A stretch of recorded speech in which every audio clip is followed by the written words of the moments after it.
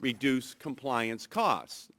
Unlike price caps, they can do that while achieving needed emissions reductions. As a result, offsets can act as a bridge, allowing us to take on tougher near-term emission reduction targets than might otherwise be possible. That can give us time to develop the low-carbon technologies that we need.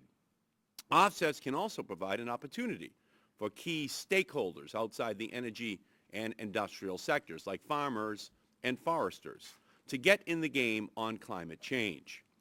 They can help fund activities like tropical forest conservation that have environmental benefits going beyond climate change. And finally, a properly designed offset program can provide a powerful lever to get major developing countries to take action on climate change.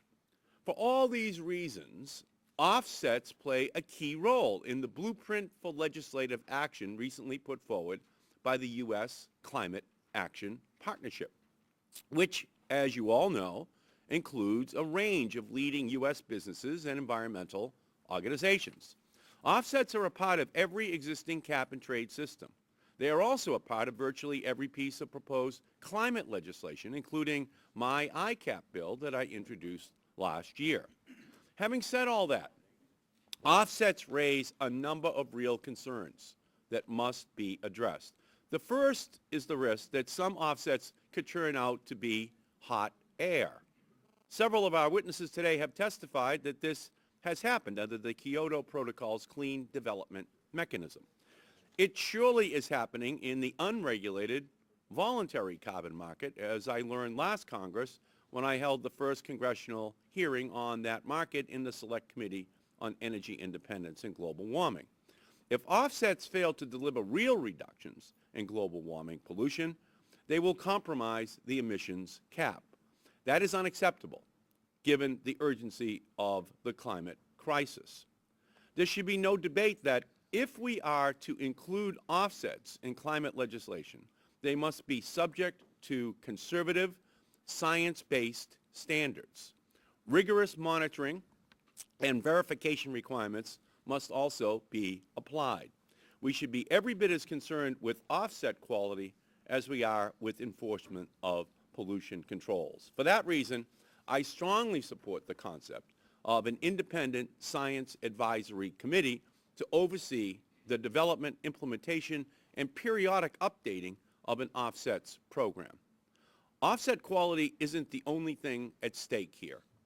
If we rely too heavily on offsets, we will not drive the technology transformation that we need. Necessity is the mother of invention. If we dull the incentive for innovation, we will not get the deep cuts in emissions that science tells us we need. We will also miss a crucial opportunity. If we don't spark a clean energy revolution here in America, we'll be left behind in the global competition for the clean tech market. For all these reasons, we need to strike a balance between strong targets and timetables for emission reductions and an appropriate but limited role for offsets in helping to meet them. These are complex issues, but I believe that they can be addressed in a way that strikes the right balance. We have an outstanding panel here this morning to help us to do just that. We welcome them here today, and let me turn and recognize the ranking member of the subcommittee, the gentleman from Michigan, Mr. Upton. Well, thank you, Mr. Chairman. I, too, want to thank our witnesses for joining us this morning. The cap-and-trade plans that we've seen so far rely to varying degrees on carbon offsets, both international as well as domestic. For example, U.S. CAP, who testified before the committee a month ago, is calling for a 1.5 billion metric ton of domestic and 1.5 billion metric tons of international offsets. The theory behind those offsets is that they decrease emissions from uncapped sectors, allowing greater emissions from capped sectors. In theory, this is a zero-sum game. In 2008, the offset market in developing countries derived from the UN framework on climate change was over $12 billion, and these offsets have been subject to criticism on the grounds that projects have not achieved real emission reductions. The role of offsets in climate change legislation could mean a multi-billion-dollar windfall for China and other countries that won't necessarily be subject themselves to a cap on carbon. In exchange for those billions, there may not be any real emission reductions. It defies reality that we are even considering spending money on offsets to offshore countries, as our own economy is certainly hemorrhaging, particularly in Michigan. We should be invested in our own infrastructure here at home. Last year, Congress got a taste of what the carbon offset market was all about. The CAO of the House cut an $89,000 check out of the taxpayers' checkbook to buy carbon credits, and some of that money went to farmers in North Dakota for tilling practices that apparently they were already using. According to the Center for American Progress, a group that strongly supports climate legislation, it didn't change much behavior that wasn't going to happen anyway. It just demonstrated why offsets are controversial and possibly pointless. That is a waste of taxpayer money. In conclusion, there are a number of problems with carbon offset markets, both in the U.S. and abroad, that need to be examined and addressed. If we're relying on offsets, we must ensure that the money spent on offsets is having a real, tangible, and verifiable environmental benefit that would not have otherwise occurred. Seeing the issues that we've had with our voluntary domestic carbon market, I can only imagine how these issues will be compounded when the value of potential offsets increases and we're relying on verifying offsets in the developing world. I look forward to the testimony today, and I yield back. Great. Gentleman's time has expired. The chair recognizes the gentlelady from California, Ms. Capps, for an opening statement. Thank you, Mr. Chairman, but in the interest of more question time, I will pass. Beautiful. Chair recognizes the gentleman from Utah, Mr. Matheson. Chair recognizes the gentleman from Georgia, Mr. Barrow.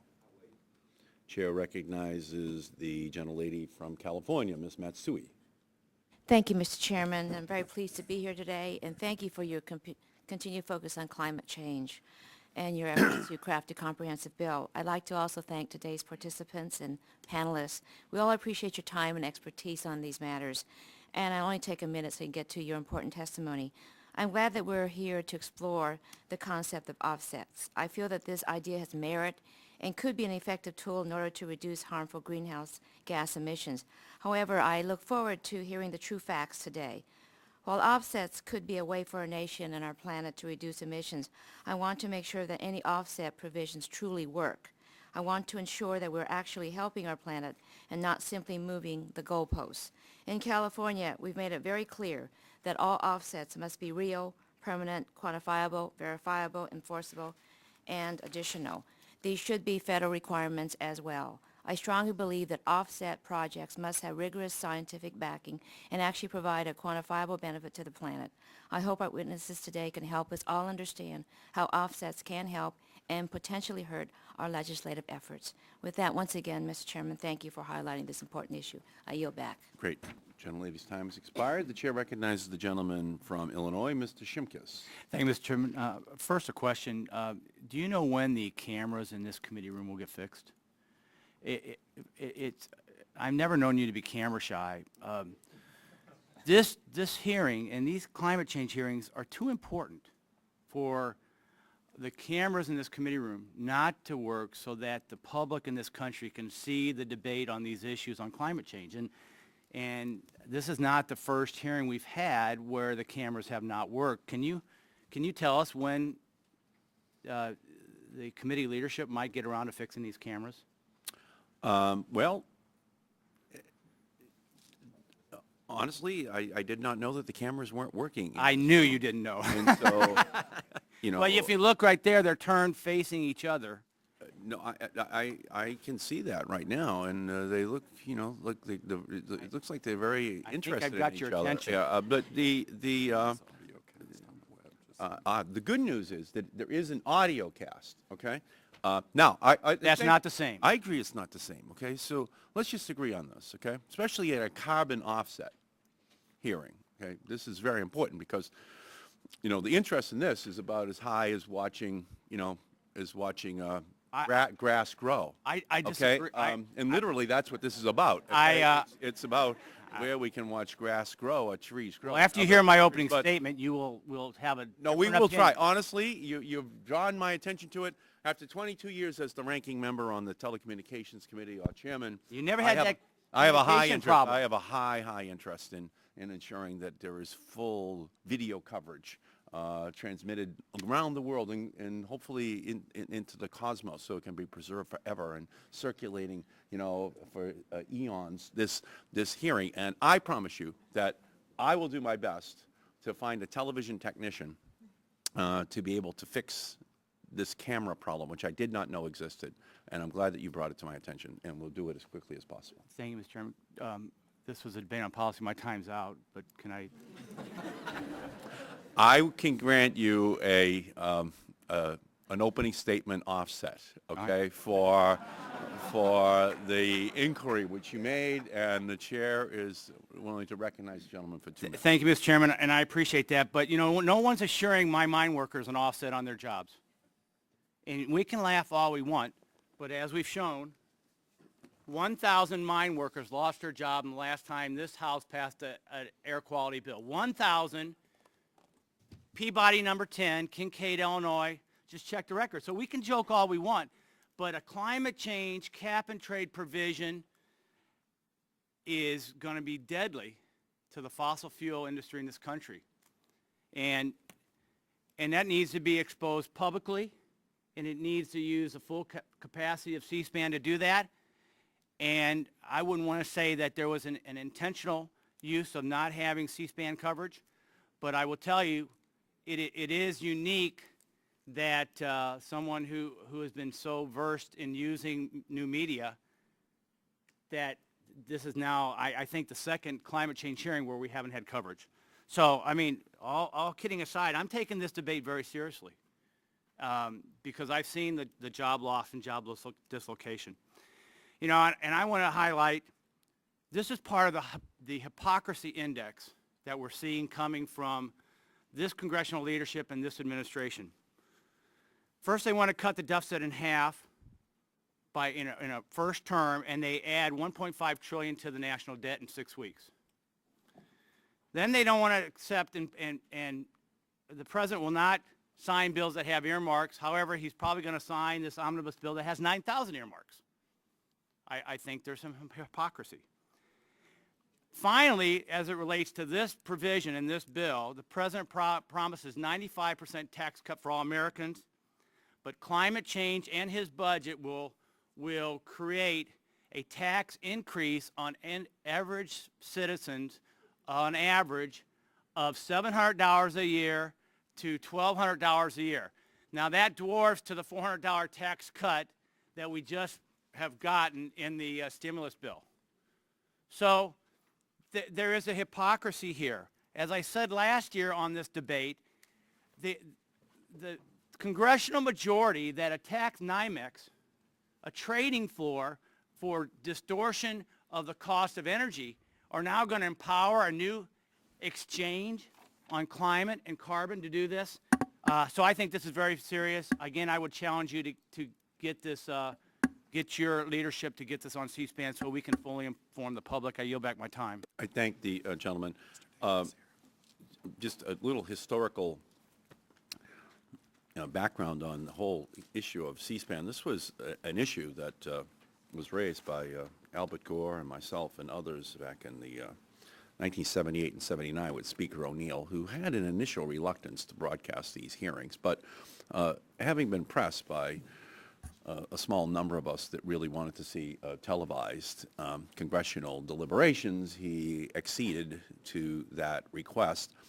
It took 3 years for the Senate to finally accept that as well, and they did so because of the amount of attention which the House received from the public coverage of their hearings. So since I was one of the initiators of the coverage and the senior members at that time were not interested in it, I can promise you that it is my intention, and I'm sure Chairman Waxman's intention as well, that whatever technical problem exists be corrected as soon as possible, and we will do that. And I can give the Thank you, Mr. Chairman. I can give the gentleman my word on that. Let me turn then and recognize the gentleman from Texas, Mr. Green. That's Mr. Dingle. I'm sorry, I did not see Mr. Dingle. The chair recognizes the gentleman from Michigan, Mr. Dingle. Well, I thank both of my colleagues, and I thank my friend from Texas, Mr. Green, who is always a gentleman and gracious in all ways. Mr. Chairman, thank you for holding this important hearing. I commend you for building a strong record and for making a strong case for swift and well thought out action on climate change. It is crucial that we find a way to reduce greenhouse gas emissions to avoid dangerous harm to this planet. It is also crucial that we do so in a way that protects our economy. A very difficult task, but one which is doable with proper effort by this committee and by proper leadership from you and your colleagues here. I've heard from industry that allowing some use of offsets is the best way to control the cost of a climate change program. With this statement, I agree. I would note that EPA's analysis of the Lieberman-Warner bill bears this out. It projected that the use of offsets could decrease allowance prices by up to 7-folds if offsets were allowed and properly used. Last year, when my good friend Mr. Boucher and I put forward a draft comprehensive cap and trade bill, we included in the draft an offset program that would allow offsets to be used for up to 5% of each entity's compliance at the start of the program, increasing to up to 35% after 2025. I would note that this bill is available to this subcommittee as it goes about its business. And I would note that this bill, or the suggested draft, contains matters which are approved by both environmentalists and by industry. And indeed, the draft is one which makes great good sense from the viewpoints of both sides. Other groups, including U.S. CAP, a coalition of industry and environmental groups, have called for the greater use of offsets, particularly in the early part of the cap and trade program, to keep allowance prices at levels necessary to avoid economic harm to our economy and to our industries. I welcome and encourage this debate, and I urge this committee to consider the views of U.S. CAP and others who believe that offsets are a useful and necessary tool. And in encouraging this debate, I do so because when Mr. Boucher and I introduced our draft, this is exactly the kind of feedback that we hope to get. It is also essential that the use of offsets maintains the integrity of emissions reductions. That is why our discussion draft would require that offsets be vigorously verified for quality and regularly assessed to ensure that they are quantifiable, permanent, and enforceable. I urge the committee to keep this thought in mind because there is a fine possibility here for rascality and misbehavior.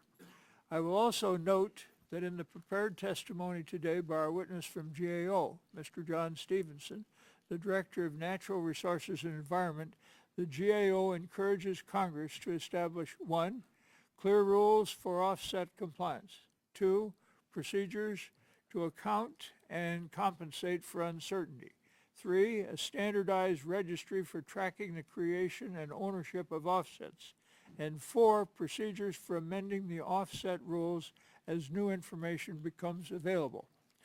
The draft submitted by Mr. Boucher and I achieved all of these recommendations because we had great apprehensions about this, and I encourage members of this committee to explore the carbon offset program that we've set forward when considering cap and trade legislation in this Congress. I look forward to hearing from our witness today as we explore this important issue in more depth. Thank you, Mr. Chairman.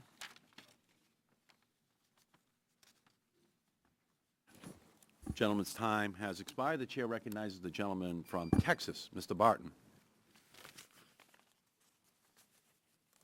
Thank you, my friend Gene Green, as always. I need you to tell my wife that I'm a gentleman because she needs to hear that from somebody. I think she knows it. How is she, by the way? Doing well. She's at home.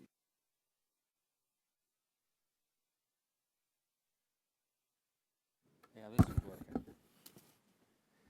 All All right. Thank you, Mr. Chairman, and thank our witnesses for being here today. This is an important hearing, the role of offsets in climate change legislation. I'm not sure we need climate change legislation, as you well know, Mr. Chairman. But if we do need it, offsets might be something we could do theoretically if they work, which I don't think they do in Europe, and that's what we're going to talk about. The European Union has been trying something called the Emissions Trading Scheme and their corresponding clean development mechanism. And from what I can tell, it has cost them jobs, and I think it's cost them credibility. Their sale of these credits seems to be almost impossible to verify, and they don't seem to actually be resulting in reducing emissions. Last December, the Government Accountability Office released a report about their ETS and CDS, International Carbon Offset Scheme. I also, several years ago, along with Mr. Whitfield of Kentucky, asked the GAO to examine how well the ETS and the CDM actually controlled greenhouse gases and whether available information substantiates the net benefits of the program. Our intention in requesting the GAO's assessment of their lessons from the international experience is that their experiences should apply to upcoming congressional deliberation of these carbon energy rationing schemes. That is the purpose of your hearing today, and again, I commend you for that. What the GAO found is that they could not substantiate, I want to repeat, could not substantiate either emissions reductions or clear economic benefits, and that the negative economic effects could occur if the EU further reduced emissions allowances. This GAO report, in my mind, raises serious doubts about the effectiveness of any carbon emissions reduction scheme. If nothing else, the failure of the ETS and CDM show that the federal government shouldn't spend taxpayer dollars on uncertain and unverified benefits. The GAO found that the CDM's impact on emissions reductions and sustainable development has been limited, and that it is, and I quote, nearly impossible, end quote, to ensure that international offset projects are additional to what would happen anyway, absent the offset subsidy. The use of carbon offsets in a cap-and-trade system can undermine the system's integrity because it's simply not possible to ensure that these credits represent a real, measurable, and long-term reduction in emissions. In a companion report, the GAO found that there was wide variability in the quality of the offsets. The incomplete and conflicting data on the use of the offsets and the multitude of quality assurance mechanisms severely limited the market's transparency. Just as an aside, Mr. Chairman, I'm sure you know that the congressional purchase of offsets that Speaker Pelosi initiated several years ago has been suspended for the very reason that they can't guarantee that the offsets are really what they appear to be. What the American people need to know right now is not another murky financial market to lose their hard-earned dollars. Indeed, it would be more than ironic if we in the Congress this year have a hand in creating a derivatives market for carbon offsets on the heels of what I consider to be a total meltdown that we've just seen in the world of financial derivatives. Aside from the financial concerns, if the goal of a cap-and-trade tax plan is to reduce greenhouse gas emissions, the GAO found the use of offsets could actually undermine achievement of emission reduction goals and delay technological development. In the European Union, with its costly cap-and-trade tax scheme and offsets market, it decreased its CO2 emissions on paper by 0.3%. In contrast, here in the United States, where we don't do any of that, our CO2 emissions have been reduced by double the amount of 0.6%. Since the GAO report appeared on the scene, I have heard a lot of backpedaling and sugarcoating from proponents of a cap-and-trade regime, Europeans and Americans alike. All of a sudden, they say this ETS-CDM scheme is just a pilot program or it's just a dress rehearsal.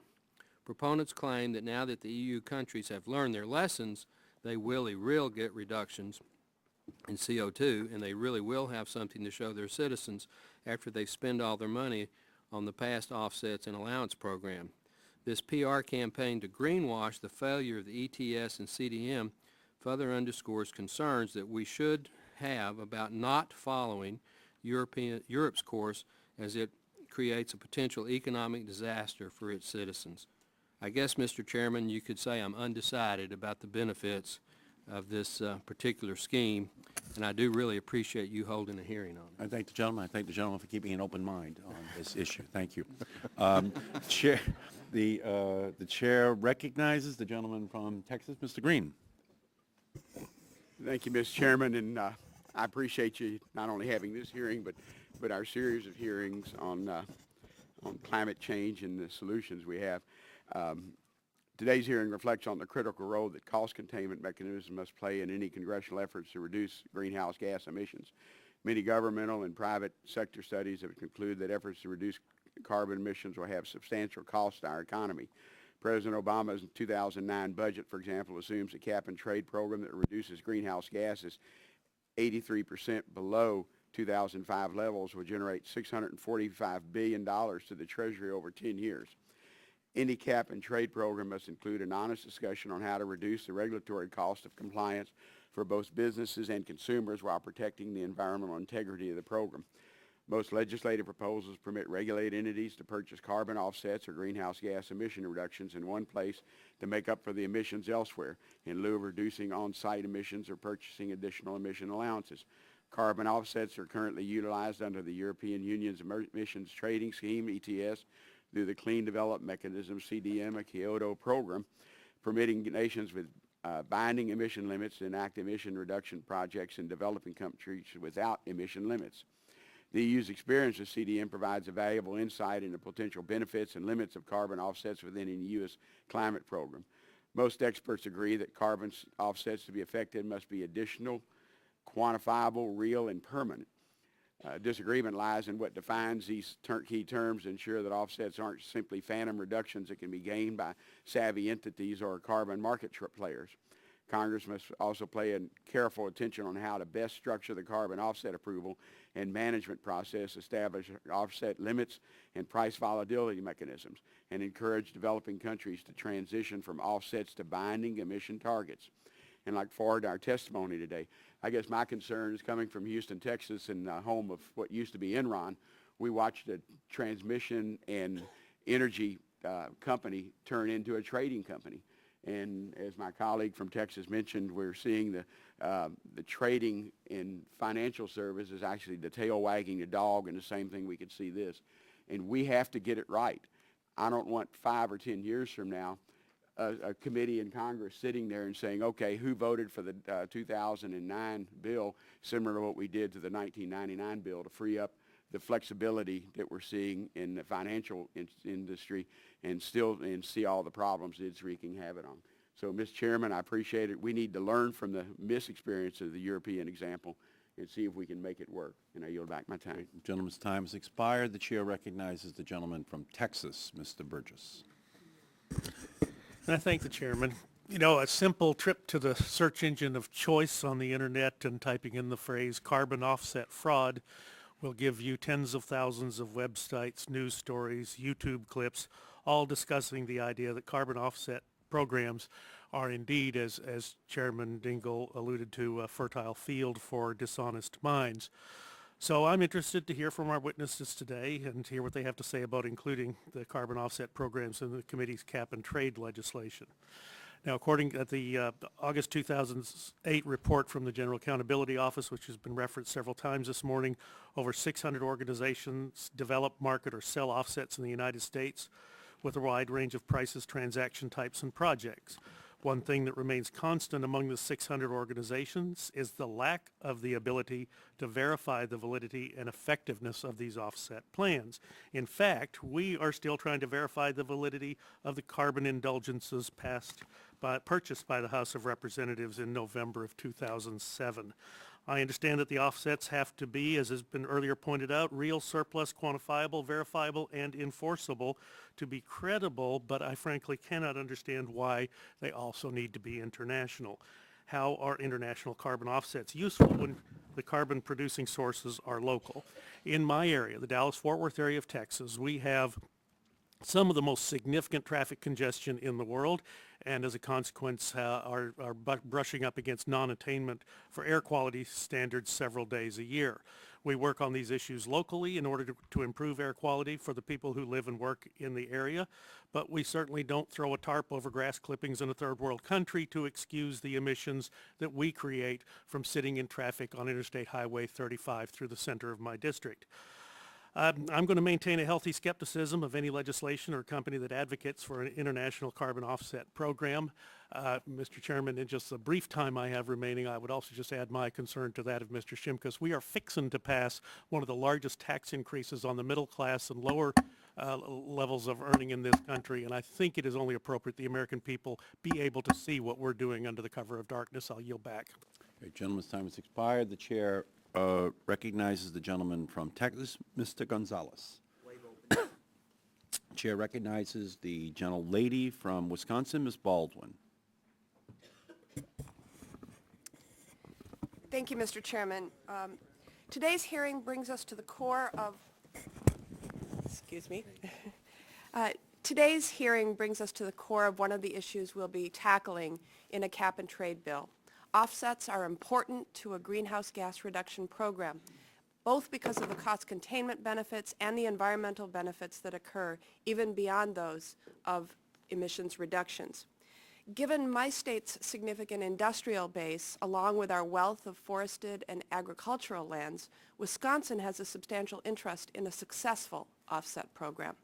Offsets have the ability to lower our compliance costs, provide investments in the resources of our state and region, and ensure that we meet greenhouse gas emissions targets. Specifically, we must give serious consideration to investments in offsets projects such as those that capture methane from landfills, invest in agricultural conservation, implement energy efficiency technologies, and protect or plant trees through various forestry projects.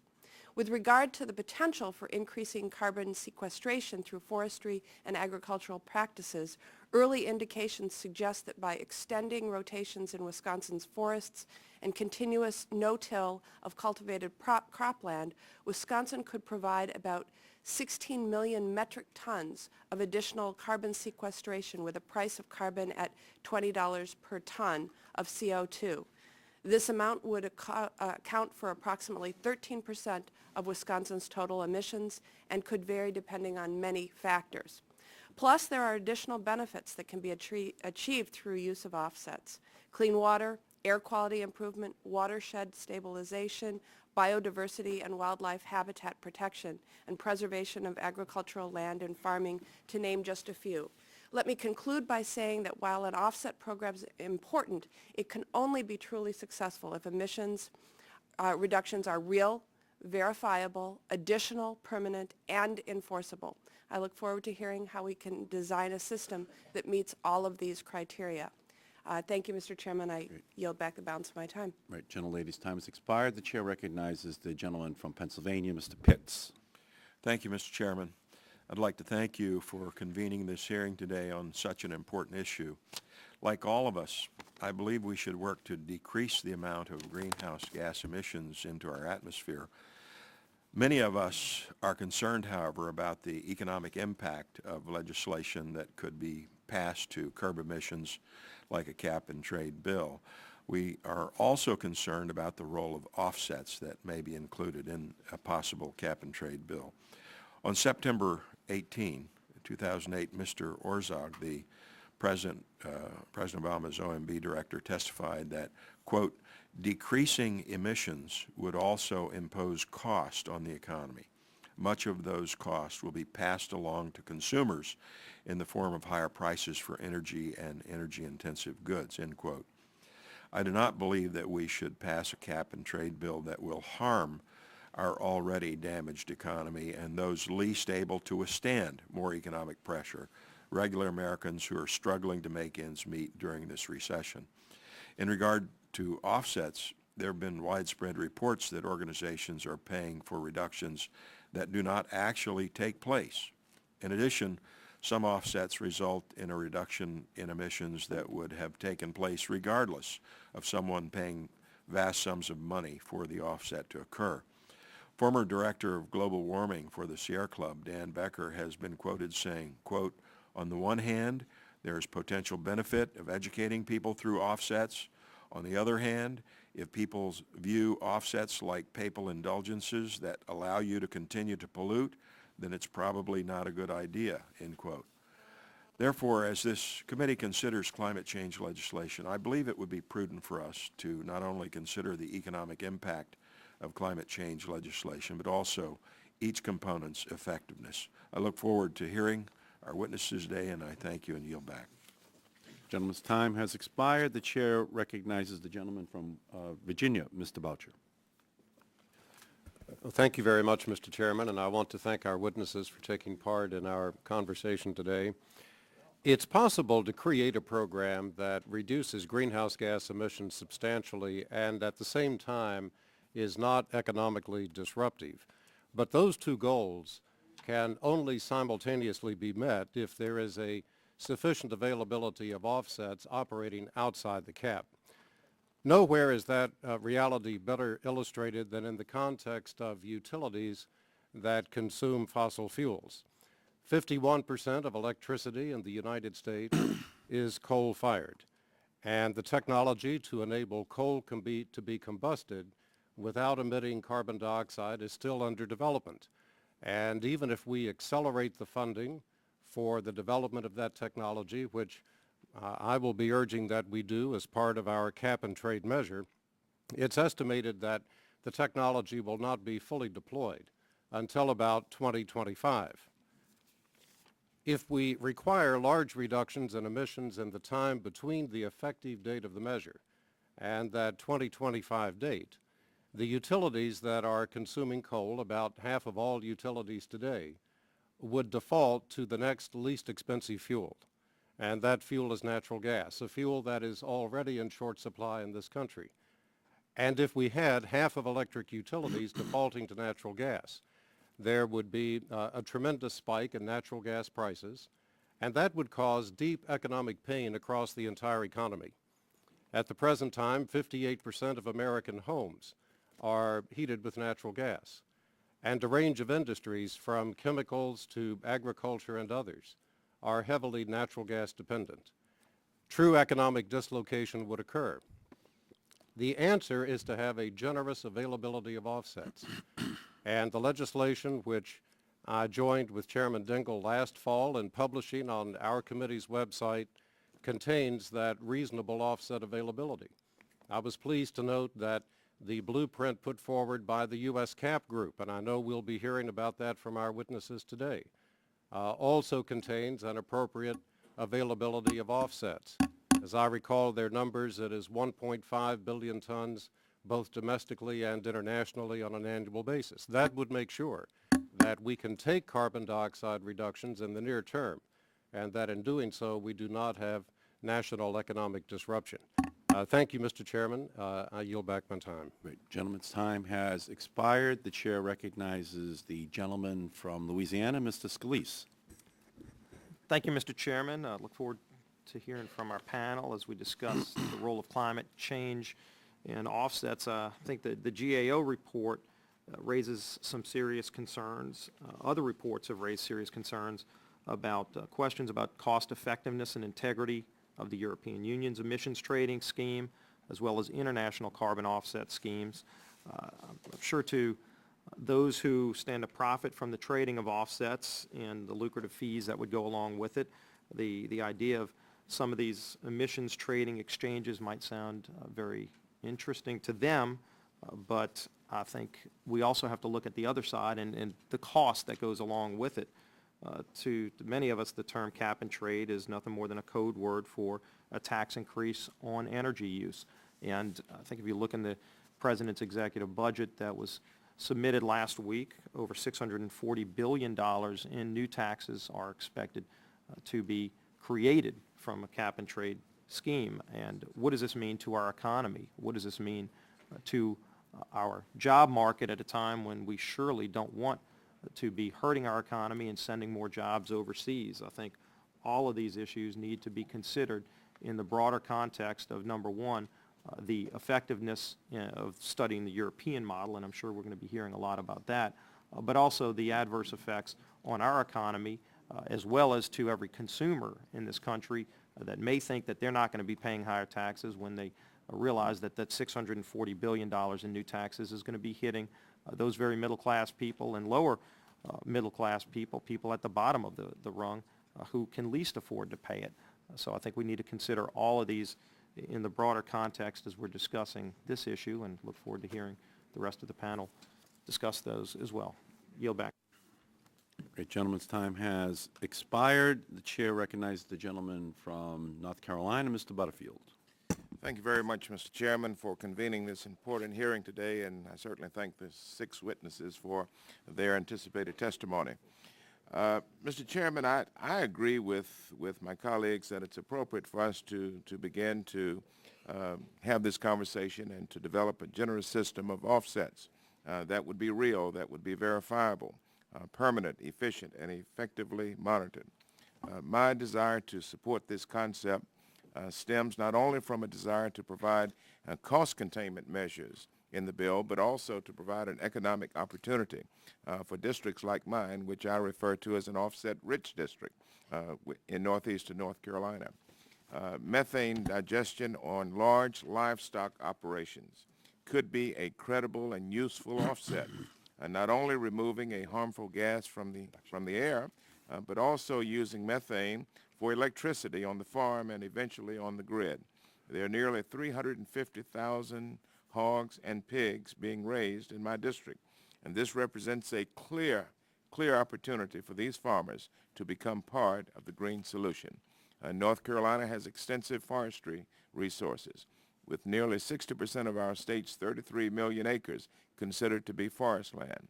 Including foresting provisions into offset regime will be dually beneficial. It will have 2 benefits because the potential includes not only reducing deforestation emissions, but also the potential for increased sequestration through afforestation, reforestation, and forest management. And so this is an important conversation, and I thank you, Mr. Chairman, for your leadership on this incredibly important issue.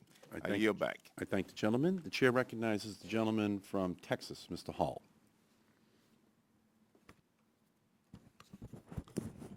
Thank you, Mr. Chairman. And as we listen to these 6 folks here to give us their opinion and suggestions, I won't waste a lot of their time because I'll get right to the point on the role of offsets as a cost control mechanism under the cap and trade regulatory scheme. And I won't go into what it does to our economy or the energy needs, the accumulation of debt, or as the gentleman just spoke there of new taxes. But former Chairman Barton pretty well spoke my feelings on it. He said he had a questionable, at best he was questionable.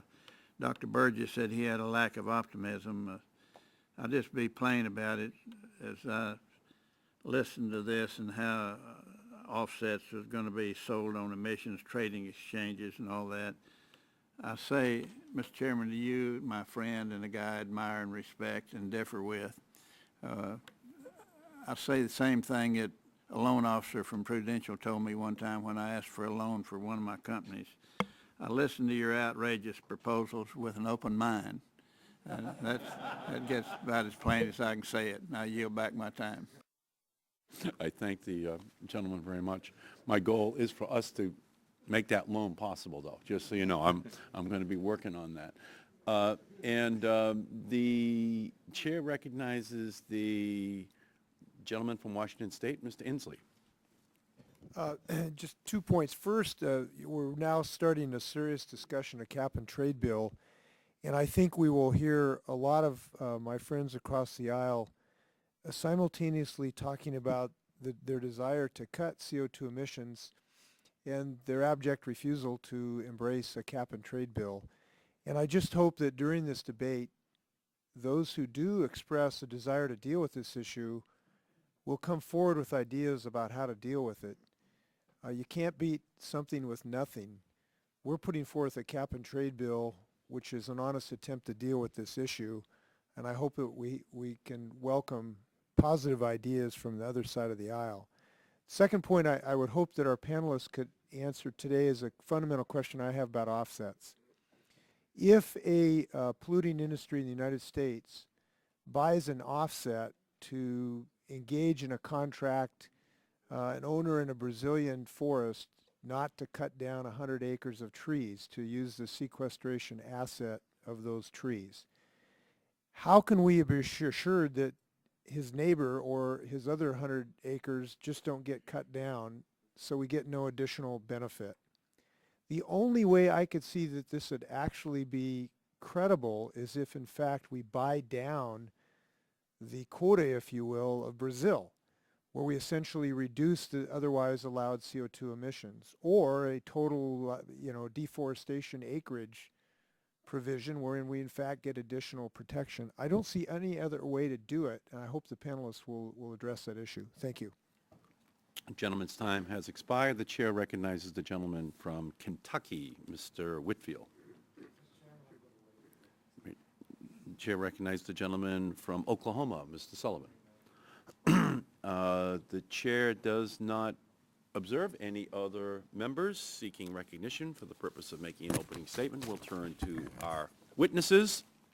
Our first witness this morning is Mr. John Stevenson. He is the Director of Natural Resources and Environment at the United States Government Accountability Office. He has assisted Congress immensely over the years in various GAO investigations, including his recent reports on the voluntary carbon offset market and the Kyoto Protocol's clean development mechanism. Thank you for joining us, Mr. Stevenson. Whenever you are ready, please begin. Thank you, Mr. Chairman, and Mr. Upton and other members of the subcommittee. I'm here today to talk about the potential role of carbon offsets in climate change legislation. My testimony is drawn from two of our recently issued reports, one, lessons learned from voluntary carbon offset markets in the U.S., and the other, the European Union's mandatory market implemented under Kyoto Protocol's clean development mechanism. Could you, Mr. Stevenson, could you just move that microphone just down a little bit lower? Okay, great. Mr. Dingell and Mr. Barton have already done a good job of summarizing those two reports, but I'm going to do my take on it anyway. The existing U.S. market is considered voluntary because we do not yet have a national limits or a cap on greenhouse gas emissions. The CDM, on the other hand, is a program that allows EU countries under the Kyoto Protocol to partially meet their emissions targets by investing in offset projects in developing countries like China. Our reports identify challenges with ensuring the credibility of offsets in both markets and matters for the Congress to consider as it moves forward in developing climate change legislation. Carbon offsets are reductions of a greenhouse gas from an activity in one place to compensate for emissions occurring elsewhere. Because the cost of creating an offset can be less than that of requiring regulated entities to make reductions themselves, carbon offsets can be a useful cost containment mechanism in a mandatory emissions reduction program. For example, a regulated coal-burning power plant might choose to invest in projects to reduce carbon emissions off-site rather than make reductions itself or trade with another entity. However, the use of offsets, whether for voluntary or compliance purposes, presents numerous challenges.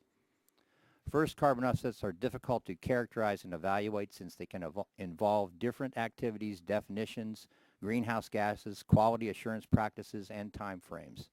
We found that this was particularly true in the voluntary offset market in the U.S., which is not regulated, lacks transparency, and provides offset purchasers with limited evidence of a project's quality and integrity. Second, ensuring the credibility of offsets is challenging because there is no reliable way to determine whether the underlying project is additional to a business-as-usual scenario. In other words, it's difficult, if not impossible, to know whether a project might have gone forward anyway. Because all offset projects involve estimating reductions in the future relative to projections of a business-as-usual conditions, all estimates and projections are inherently uncertain.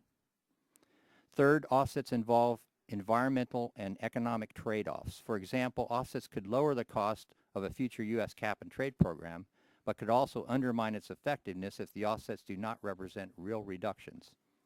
Our work has raised questions about the credibility of offsets in the voluntary market and identified cases where CDM offsets lacked credibility.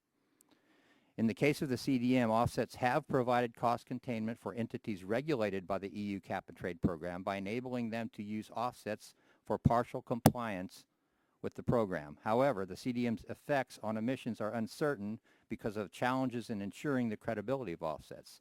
In addition, the project approval process is lengthy and resource intensive, which significantly limits the program's scale and cost effectiveness. Nonetheless, an international offset program like the CDM can provide incentives for developing countries to participate in global efforts to reduce emissions. In fact, developing countries may not have signed Kyoto without the CDM.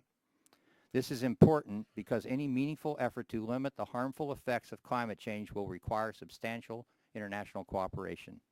To the extent that the Congress chooses to develop a program that limits greenhouse gas emissions, allowing the use of carbon assets for compliance, it may wish to establish, 1, clear rules about the types of offset projects that regulated entities can use for compliance, as well as standardized quality assurance mechanisms for these allowable project types.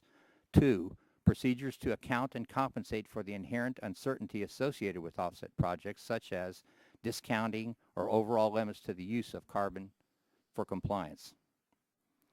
A standardized registry for tracking the creation and ownership of offsets will also be needed. And lastly, procedures for amending the offset rules, quality assurance mechanisms, and registry based on experience and the availability of new information over time. The fact that the EU, even with extensive quality assurance procedures, had credibility problems with some CDM offsets illustrates the potential for offsets to undermine the integrity of a cap-and-trade system. Given these challenges, it may be useful to consider the merits of offsets relative to other cost containment mechanisms as we go forward. Mr. Chairman, that concludes my statement. I'll be happy to answer questions at the appropriate time. Thank you, Mr. Stevenson, very much. Our next witness is Gary Giroux. He is the president of the Climate Action Reserve. His organization is recognized leader in the development of offset protocols and standards, and he is an expert in this field. So we welcome you, sir. Whenever you're ready, please begin. Please move the microphone in a little bit closer. Thank you, and good morning, Chairman Markey, honorable members of the committee. I thank you for the opportunity to be here today, and I thank you for your attention to this important topic. My name is Gary Giroux. I'm the president of the California Climate Action Registry, a 501c3 nonprofit organization. The California Registry was created in 2001 by the state of California to provide regulatory quality greenhouse gas accounting standards and public registration of greenhouse gas emissions data. We were established specifically for the purpose of recognizing and encouraging early voluntary actions to address the serious threat of climate change. We are today a fully independent, national, environmental nonprofit organization that is guided by a board of directors comprised of leaders from government, business, and the environmental community. Since our beginning, we have developed and become widely recognized for our expertise in rigorous and accurate greenhouse gas accounting. More recently, we have applied this expertise to create and operate a greenhouse gas emission reduction credit, or offsets, registry. This offsets registry is known as the Climate Action Reserve, and to date, more than 40 emission reduction projects from 18 U.S. states have been submitted to it. Additionally, the states of California and Pennsylvania have formally recognized our standards for quantifying early voluntary actions. The Climate Action Reserve provides several tests to ensure the environmental integrity of the offsets that we register. First, we develop and implement standardized performance-based protocols to quantify a project's greenhouse gas emission reductions. These protocols are the accounting standards that we use to ensure that the emission reductions are real and that they are accurate. Included in these are methods for demonstrating that a project would not have happened anyway. That is, that the project is surplus or additional. Our protocols also specify mechanisms for ensuring the permanence of sequestration offsets. Second, we actively manage an independent third-party verification program to ensure that our standards are being met. As you well know, strong rules are meaningless without strong enforcement. As part of this, we work with the American National Standards Institute to train, accredit, and assiduously oversee verifiers. Third, we oversee a robust offset registration, serialization, and tracking system to ensure ownership and prevent double counting. Indeed, we create a unique serial number for every ton of emission reductions so that ownership can be clearly established. These are elements of our program's contractual standards, which are necessary to ensure that the offsets are enforceable. So I've described what we do, but let me take a second to say what we do not do, because I think that too can inform good program design. To avoid real or even perceived conflicts of interest, we do not fund or otherwise develop emission reduction projects, nor do we serve as an exchange for offset credits or otherwise engage in financial transactions concerning such credits. Further, we are not an advocacy organization. As an environmental nonprofit organization, our public benefit mission is to ensure that when an emission reduction is reported, there is certainty that it has truly resulted in a benefit to the environment. Let me briefly describe the 4 guiding principles that are the core to our efforts and that are vital to ensuring the integrity of any offsets program. The first clearly is accuracy, which is to ensure that measurement, estimation techniques, and emission factors reflect best available science. The second is conservativeness.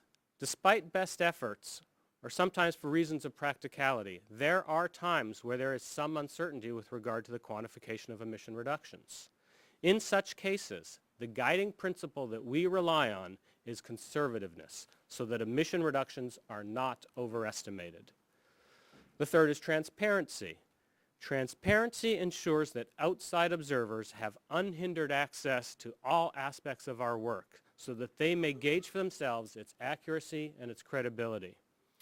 And finally, practicality.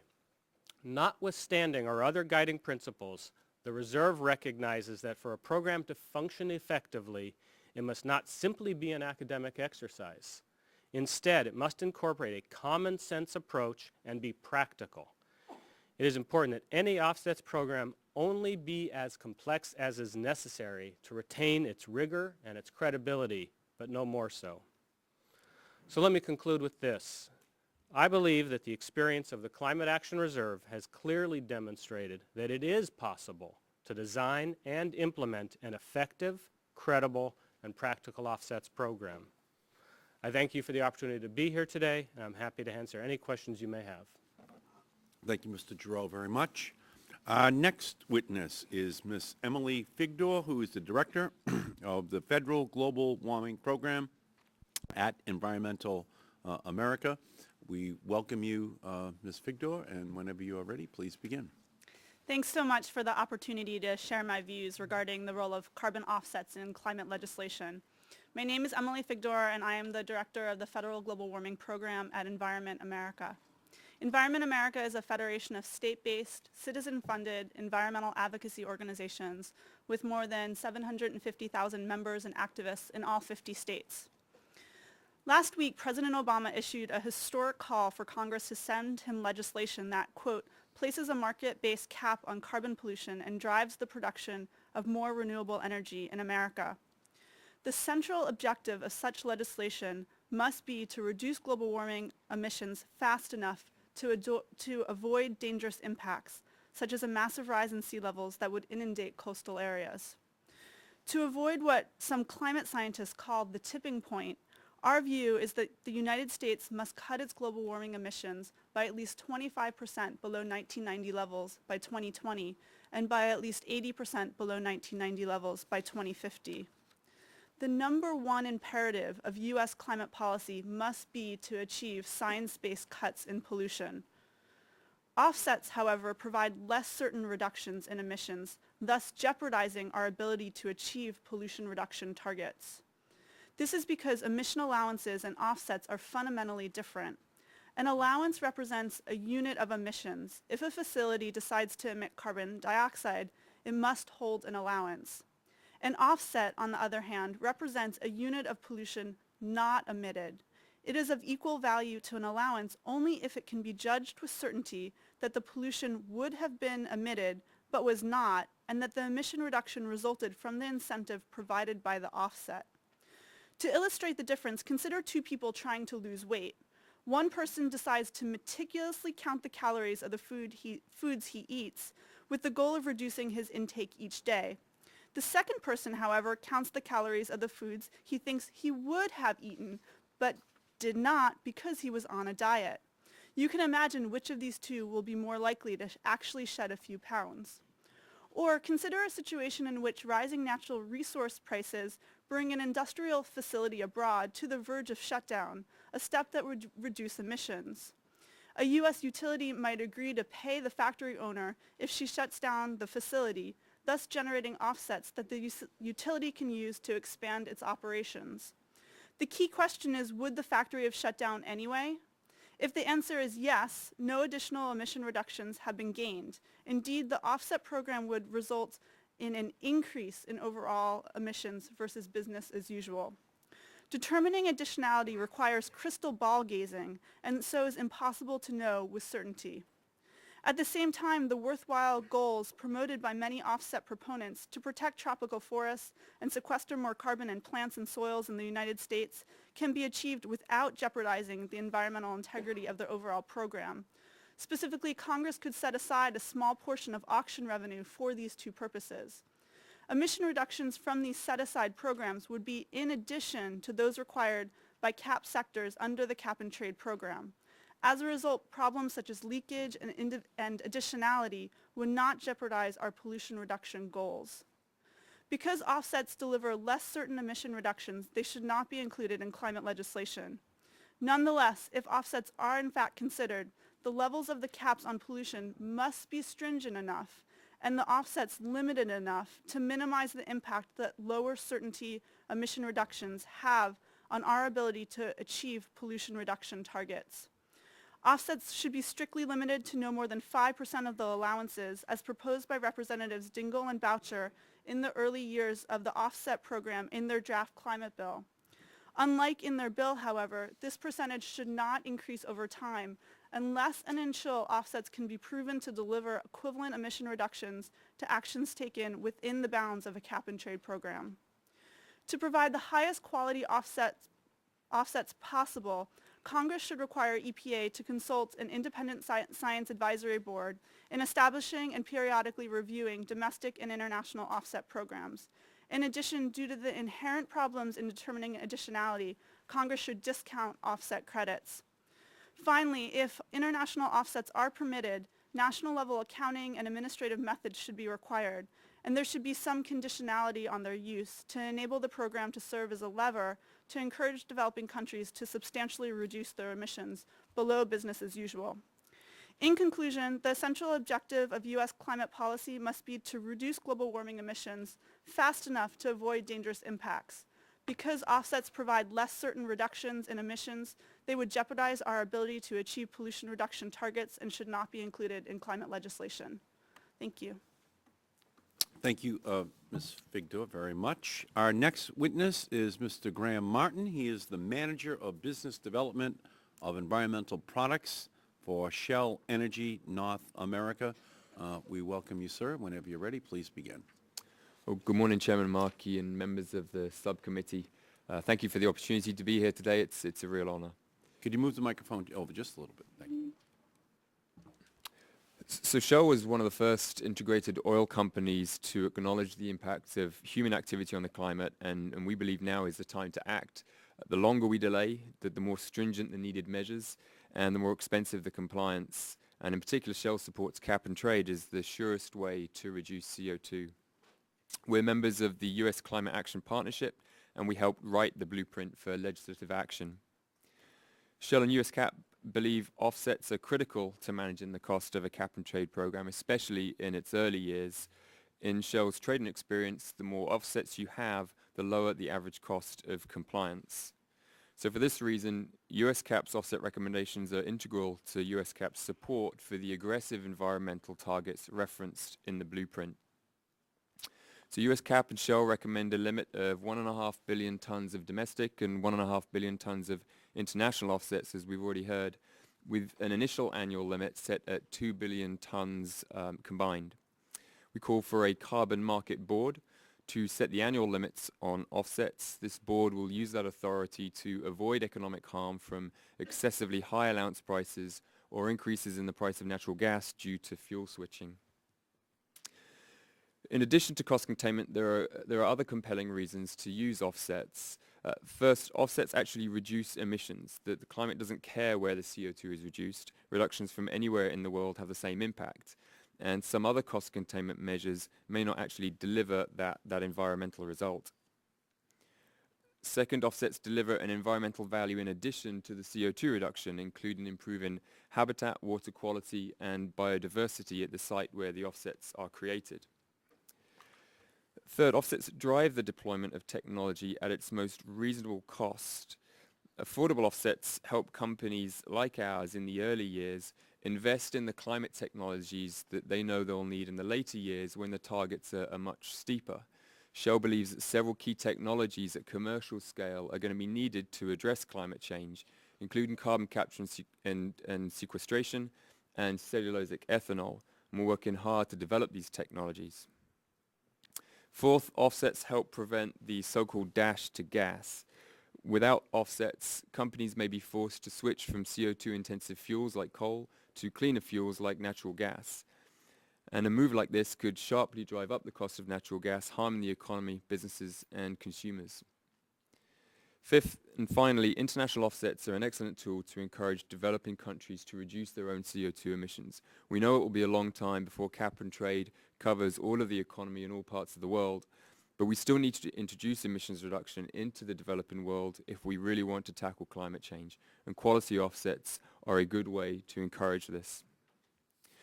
US CAP and Shell call for quality offsets developed to strict standards. We recognize problems with the current international offset system, and we fully support reform of the clean development mechanism. We strongly believe that offsets should be environmentally additional, permanent, measurable, verifiable, and enforceable, as we've heard. And Shell is working closely with organizations like the California Climate Action Registry to craft these world-class offset protocols. We support US CAP's call for the EPA to set a transparent process for crafting offset standards. We believe the EPA should certify these offsets, and we'd like to see the US engage assertively in international climate dialogues and lead the effort to reform the international offset program to US standards. We strongly prefer to see one common internationally accepted standard for all offsets. So in summary, abundant quality offsets are key to achieving these stringent targets at the lowest possible cost to the economy. I thank you for your time and happy to answer any questions. Great. Thank you, Mr. Martin, very much. Our next witness is Ambassador Stuart Eisenstadt. He is a partner at the law firm of Covington and Burling and focuses on international trade and dispute resolution. He was the lead U.S. climate negotiator during the Clinton administration and has served in several roles in the federal government, including ambassador to the European Union and deputy secretary of the Treasury. He is here today on behalf of the Forest Carbon Dialogue. We welcome you, Ambassador Eisenstadt. Thank you, Mr. Chairman. Mr. Upton, I'm here today on behalf of the Forest Carbon Dialogue, which is a unique environmental corporate coalition dedicated to provide domestic and international forest carbon provisions in any U.S. climate legislation. We cannot solve climate change without forests. Deforestation contributes some... Mr. Ambassador, could you move the microphone in just a little bit closer?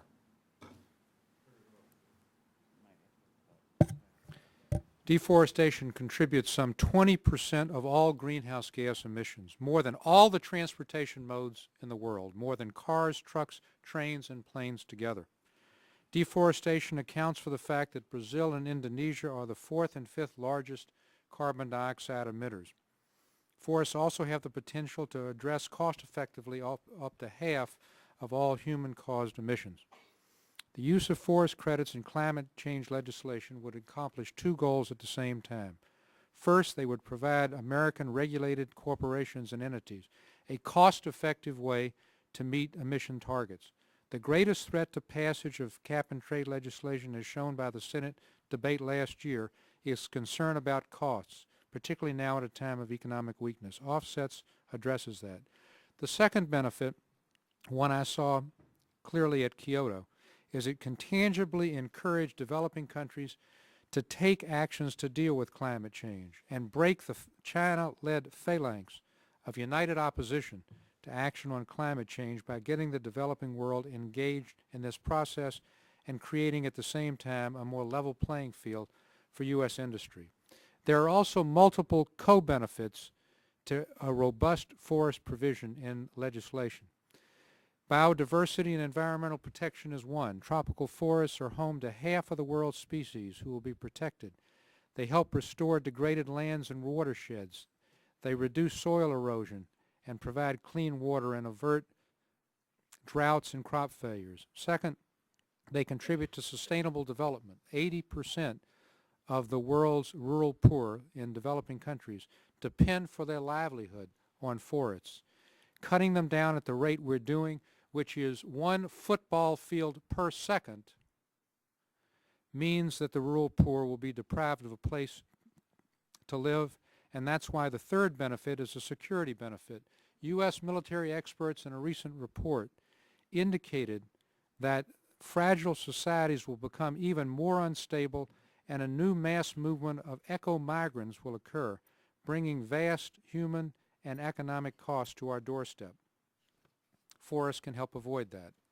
There have been path-breaking economic analyses recently by Sir Nicholas Stern and by the Elias report for the UK government, by McKinsey, and by Lawrence Berkeley Laboratories, all setting forth in detail the critical role forests and land use can plan in cost-effective ways to deal with climate change. They also document that the incentives to cut forests are so great, they're so tremendous, cut them, plant soybeans, and export them, that you have to create robust incentives to avoid that incentive to cut. Once they're gone forever. This is not like Weyerhaeuser replacing its forests on a regular basis with seedlings.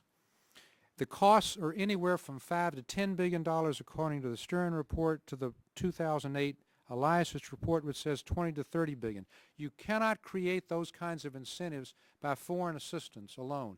You need market mechanisms to mobilize the power and discipline of markets to offset the tremendous pressures to cut. Now, there is a new world out there. Developing countries who were not at Kyoto willing to play are willing to do so. For example, the Common Market for Eastern and Southern Africa, COMESA, with some 17 countries, the Coalition of Rainforest Countries, all are saying their contribution to dealing with climate change will be to avoid deforestation if they're provided incentives to doing so. And they must have, because the incentives to cut are absolutely so enormous. This is not a way of avoiding action. It will encourage more aggressive action. Brazil announced just a few months ago, Mr. Chairman and members of the committee, its first ever target to cut the massive rate of deforestation of the Amazon by 70% over the next decade. The reason why, if you look at the top 5 countries in emissions, Indonesia and Brazil are in the top 5, isn't because of their industrialization. It's not because of their cars. It's because they're cutting their forests down. Just this week, this very week, Indonesia applied for a World Bank program supporting developing nation efforts to fight deforestation and earn money through the sale of tradable forest credits. Now, I'd like to deal very quickly with the questions that have just been asked. There are obvious questions. President Reagan said when he was dealing with the Soviets on arms control, trust but verify. There is verification here, and let me go into it very quickly. Credits generated from national and subnational reductions in deforestation can be and are being, as we speak, verified on the basis of objective, transparent, open access remote sensing data. What that means is satellite telemetry has improved so substantially. Google can look into neighborhoods and into forests. A partnership announced this very week between Cisco and NASA and Brazil's INEP are making available free on the internet a national baseline that can be created for forests with on-the-ground monitoring and scientific evaluation to provide certainty about the level and change of the forest carbon content in our forests. The Elias report just a few months ago for the UK stated that monitoring emissions from forests based on satellite telemetry is more reliable than monitoring emissions from any other sector. In addition, national forest baselines and national accounting frameworks can be developed that are critical to make these forest carbon markets integral. Any reductions below that national baseline are real reductions, not false reductions. There also are a variety of insurance mechanisms, Mr. Chairman and members of the committee, that can be put in place. Buffer funds and buffer zones in which a percentage of carbon credits and or forests themselves can be held in reserve in case there's any change in policy or forest fires. In addition, actual insurance products are being developed now by the insurance industry and the World Bank. Liability clauses can provide additional insurance, and leakage can be dealt with through the market price of the credit, discounted if the credit is less valuable. Offset credits would be available only if an entire country's rate of emissions from a protected sector falls below a particular established baseline. If you could summarize, Mr. Eisenstadt. Therefore, there are ways to deal with these questions, but there is no time for delay. If we dilly-dally on this, these forests will be gone by the time we implement this, and we will not be able to deal with 20% of the problem that is existing now in CO2 incentives. It's urgent to act now. We can solve this problem. This is a cost-effective way both for U.S. companies and to incentivize developing countries that haven't been willing to play before. Thank you, Ambassador Eisenstadt, very much. Our final witness is Dr. Michael Wara, who is the assistant professor at Stanford Law School. His research focuses on the emerging global carbon market. We welcome you, sir. Whenever you're ready, please begin.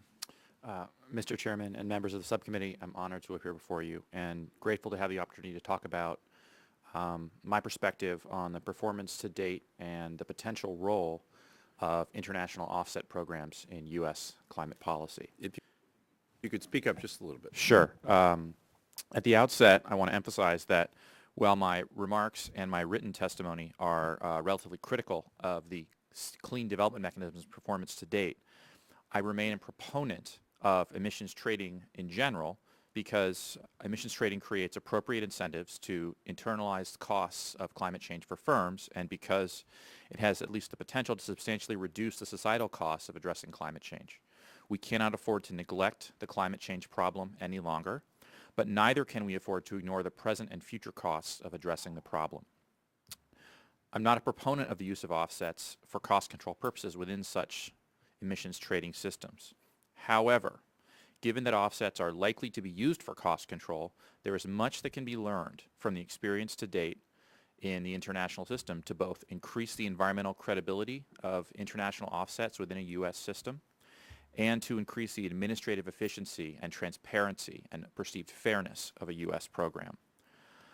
All offset systems face a trade-off between the quality of the environmental auditing processes used to verify that real reductions occurred and the transaction costs and risks that offset project developers face. This trade-off in tension and how it's resolved essentially determines the number of offsets that are brought to market and the potential ability of the system to create cost control for the emissions trading regime at large. Assessing whether or not a carbon offset represents a real reduction below what otherwise would have occurred or is essentially an anyway credit is an incredibly difficult regulatory problem in practice. And I would argue that the CDM has not had a very high level of success in resolving this thorny issue. I think there are two major reasons for this. First is a poor administrative legal system that is not terribly transparent and provides cover for both changes in policy and for politicized decision making. The second is the incredibly broad scope of the CDM. In particular, the fact that it includes offset project types where additionality assessment is intrinsically difficult to evaluate, and where, as a consequence, project proponents can easily misrepresent financial, technological, and regulatory barriers to a project in order to create the impression that additionality exists when in fact it does not. So what can the U.S. do? I think the U.S. can do a lot to address these issues in a future program. In particular, because as EPA and EIA have demonstrated in their modeling results, in order to apply to create effective cost control, the U.S. is going to likely be compelled to purchase large numbers of international offsets. We have and will become likely the largest buyer of international offsets globally, we have the opportunity to exert significant influence on the design of the international program and should do so. And we should do it in 3 important ways. The first is to push for administrative legal reforms of the clean development mechanism or whatever follows it. In particular, we need to professionalize the offset regulator. Right now, the regulators are part-time, volunteer, political appointees. We need to remove conflicts of interest, which currently are faced by the third-party verifiers, essentially the auditors and fact-checkers of the system. That these conflicts of interest are pervasive and lead to flawed analyses. Third, we need to force regulators to justify their decision-making and to explain changes from past precedent, even if they aren't bound by that past precedent. A second major area of reform that I would argue the U.S. should pursue is to limit U.S. purchase of offsets to those sectors where evaluation of project-level additionality is relatively straightforward. We should stay away, in particular, from sectors where evaluation of whether an emission reduction would have occurred otherwise is a very difficult question to determine. Those sectors can be addressed, but not at the project level. There's an important role for the U.S. to pursue in developing sectoral approaches to those sectors, especially the energy sector, and also, I would argue, the forest sector. In the energy sector, it's because additionality is a difficult problem to assess. In the forest sector, the concern is leakage as much as additionality. The idea that Member Inslee pointed to, that how do we know that forest preserved here doesn't lead to forest cut down somewhere else? The appropriate answer there are national baselines. Finally, the U.S. must make clear that offsets are a temporary solution to developing country greenhouse gas emissions. We need to provide both positive and negative incentives for major developing countries to accept caps in the medium term. I argue that these incentives should include a time frame for phase-out of U.S. offset purchases and, as a carrot to induce a cap to be accepted, guarantees of full market access to U.S. emissions trading markets for countries that do accept caps. Mr. Chairman, that concludes my statement. I'll be happy to answer questions at the appropriate time. Thank you, Mr. Maurer, very much. We'll now turn to questions from the subcommittee members, and the chair will recognize himself for a first round. I'd like to ask first a yes and no question to all 6 of you, and that's on the merit of establishing an independent science advisory committee to help guide EPA's development, implementation, and updating of an offset program. Would you support the inclusion of such a mechanism inside a federal climate piece of legislation put on the President's desk, an independent science advisory committee to guide EPA's deliberations? Mrs. Stevenson. That's not really a yes or no question, but yes, if it's part of an overall verification scheme for offset programs. Great. Yes, Mr. Giroux. And with the caveat that we don't take advocacy positions, I think that any stakeholder group, including scientists, is important to ensure the credibility of offsets. Thank you. Ms. Figdor. Mr. Chairman, by all means, yes, and I would add that this body, an independent science advisory board, should be the ones who are determining what types of projects, if any offsets are allowed, what types of offset projects would be allowed. Thank you, Mr. Martin. Yes, and I'd encourage that committee to engage at the international level as well. Okay, great, thank you. Mr. Eisenstadt, yes? Yeah. Yes. Yes. You are. I agree. I think it's essential. Okay, next I'd like to focus on the potential role of international offsets in U.S. climate legislation. We don't want international offsets to become some kind of a welfare system. To get the kind of global emission reductions we need, we have to encourage major developing countries to take broad action on climate change. Several of you have testified about the potential to use access to U.S. carbon market as a lever to encourage such action. You've mentioned the idea of moving to sectoral instead of project-based offsets, and you've also talked about requiring developing countries to take on progressively greater domestic commitment as a condition of being able to sell offsets into the U.S. market. I'd like to ask you to expand upon your views on that subject. We'll begin with you, Dr. Wara, then we'll come back through you, Ambassador Eisenstadt. Well, let's see. International offsets are... Can you speak up a little bit, please? Sorry. International offsets are, have been historically an important part of encouraging developing country engagement in international frameworks to address climate change. There's no question about that. But in the long run, offsets only engage at the margin. They're not likely to lead to the truly substantial reductions and really alteration and development path that we need to accomplish in developing countries in order to fully address this issue and to make U.S. efforts worthwhile. In that context, and especially in sectors, I would argue sectors where regulation plays an important role, and what I mean by that is in particular the energy sector in developing countries. I think we need to really focus on talking to the regulator to address policies that discourage greenhouse gas emissions rather than simply focusing at the project level, at the power plant level, because in many respects the power plants do what the regulators tell them to. Ambassador Eisenstadt. Sorry. International credits are absolutely essential. They're essential, number one, to incentivize developing countries to finally participate in the process when they will not initially take economy-wide cap-and-trade limits of their own. Number two, Mr. Upton, this is not, sir, a transfer of U.S. taxpayer dollars to developing countries. This is a private sector decision by a private U.S. company that may wish to reduce its cost of compliance by purchasing an international credit. It is not the transfer of a U.S. taxpayer dollar. Number three, there have been discussions about the EU ETS, I was ambassador to the EU, and the CDM. The CDM was something we reluctantly agreed to because it was the only way at the time to get China, India, and the developing countries to agree at all. It is a bureaucratic nightmare. It's nothing like the kind of market-based system we're talking about now internationally. It should not be used as a model. The Europeans and the ETS don't believe in offsets. They don't believe in reducing the cost on industry. That's their problem. We should care about reducing the cost on industry or we won't get a bill.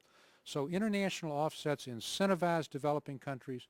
They provide a market mechanism and they reduce the cost for U.S. companies to comply, and they are verifiable. Good. My time has expired. Chair recognizes the gentleman from Michigan, Mr. Upton.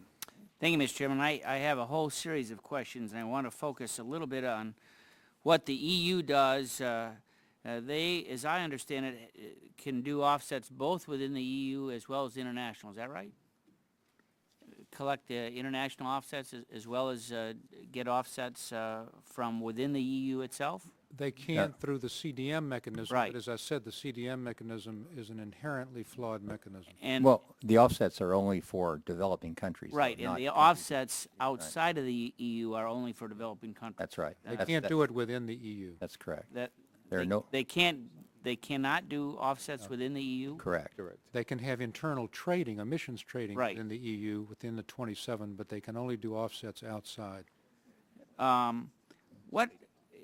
What lesson might we learn from the example that we used, that I referenced in my opening statement as related to the $90,000 in essence that was sent to North Dakota for no-till, for an offset from the U.S. capital funds here from the in terms of reliability, would they have done that otherwise? I mean, that's an essential ingredient that has to be part of any definition, in fact, that we would make sure that it was going to be done and perhaps outside of what would have been done otherwise. The additionality, Congressman Upton, in terms of the forestry sector is absolutely clear, and the reason is this. The incentives to cut forests in developing countries are so enormous that the notion that somehow they would stop doing it absent these incentives just doesn't have any credibility at all. They are cutting them down, as I indicated, at the rate of 1 football field a second because there's such tremendous incentives to cut and plant and export. So we're not dealing, at least in the forestry sector, with an additionality problem. Now, China was in Dr. Wara's testimony, got about nearly 5 billion euros for emission reductions. China, at the same time, as you know, particularly as we look at deforestation in Africa, is part of the clear-cutting along the eastern, Mozambique, all those countries. What would we, I mean, here China is a beneficiary of this, and at the same time, they're a major force in deforesting the world's forests as it relates to carbon. The reason is that the CDM is a project-by-project concept which does not provide real incentives for avoided deforestation. You need a full market-based mechanism which provides billions of dollars through the private market to provide those incentives. The notion that an individual project here and there in China or in Indonesia is going to have any impact simply doesn't do the job. Dr. Wara, in your testimony, you said that you indicated that you thought that the offsets that paid China nearly 5 billion euros could have been done for less than 100 million euros. Get into that a little bit. Yeah, sure. So the issue there has to do with what are known as the industrial gas projects in the CDM, which are projects that capture process emissions from industrial facilities that emit gases that are many times more harmful, thousands of times more harmful than carbon dioxide. And the fact of the matter is that those emissions have been captured voluntarily by some manufacturers in the U.S., DuPont for one, for many years now, and the factories in China that were emitting these emissions because they had no incentive to capture them. It does cost money, and DuPont, I think, does this for brand value in the U.S. And because they care about their environmental and sustainability portfolio. But in China, there was no incentive to capture the emissions. The cost of capture is incredibly low, and yet the market price of the credits is so high that effectively these factories make now more money from capturing emissions than they do from manufacturing the products that they were created to produce. Thank you. My time is done. The gentlelady from California, Ms. Capps, is recognized for 7 minutes. Thank you, Mr. Chairman, and thank you for acknowledging that I have a couple extra minutes. I have 3 questions to ask 3 different people, so we'll have to keep the answers, I suppose, a little short.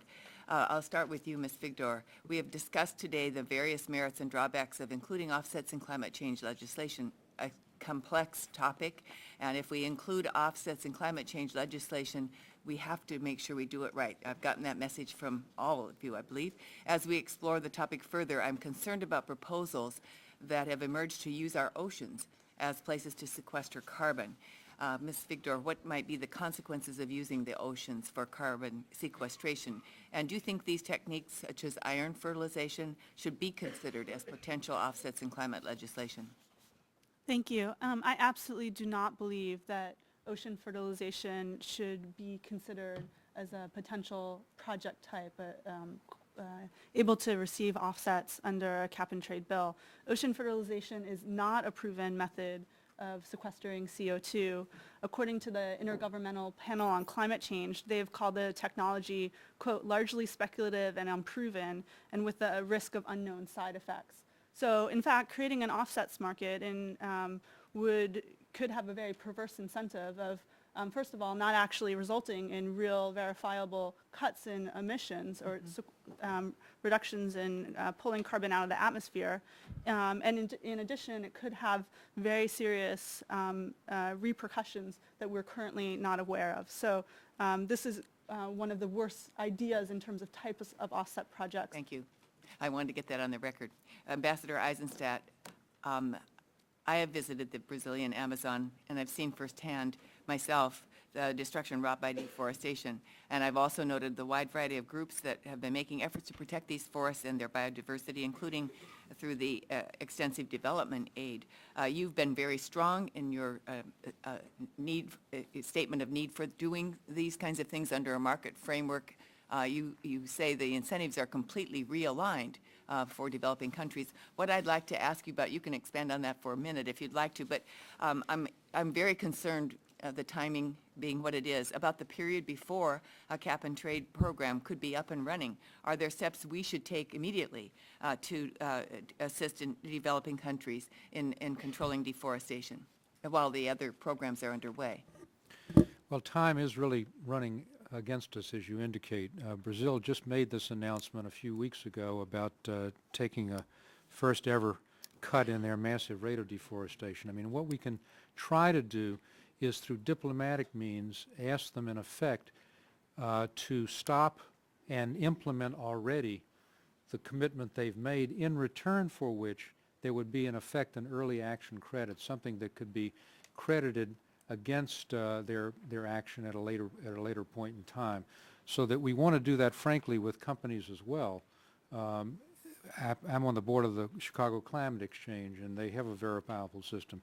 If you have early action credits for companies, that should be a part of any legislation, so that companies are incentivized before the legislation passes. It may be a year or two before we get to this, and then even then there'll be an implementation phase. So I think providing these kind of early action credits for countries like Brazil or for companies would be an integral way to try to encourage them to act now and not wait until this carbon market gets established several years from now. Thank you. I appreciate that very much. Thank you, Ambassador. Now I'll finish my question time with you, Mr. Giro. Last winter, and I'm a California representative, the California Climate Action Registry verified emission reductions from the Garcia River Forest Project in California. This was a joint project of the Conservation Fund and the Nature Conservancy and PG&E. And PG&E announced purchase of 200,000 tons over 5 years for its Climate Smart program. There's been a lot of debate over the success of voluntary carbon markets. The Garcia River Project is an example of a successful, I hope you agree, a voluntary carbon market. Would you tell us or share with us what made this program work, where others have failed? And then follow it up with what lessons can be learned and applied at the federal level by such voluntary efforts. Sure. And if there's time, I'll ask other people to join in as well. Well, thank you for that question. And the Garcia River Project is, I think, a prime example of the kind of activity that the carbon market, the voluntary and ultimately a regulatory carbon market, could incentivize. Here, the incentive provided by the offset allowed the Nature Conservancy and the Conservation Fund to buy land that would otherwise been developed and put it under a sustainable management plan. With our protocols, we were able to quantify what the distinction was, or the delta was, between sort of standard practice, business as usual, as what would have occurred on that land, and in fact the management plan that the Conservation Fund implemented. Based on those standards, and those standards are performance-based, we were able to generate credits as a result of the verification of that activity.